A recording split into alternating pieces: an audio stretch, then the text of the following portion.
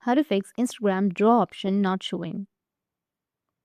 So if you want to fix your Instagram draw option not showing, then first you need to make sure that you have a stable internet connection.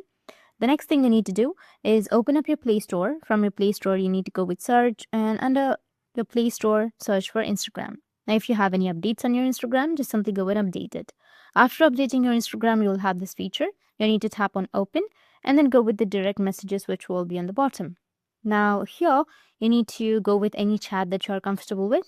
Now, from the chat, if you want to draw something or if you want to doodle, then you need to go with the plus icon, which will be on the right side, and you will find an option of draw. Tap on it.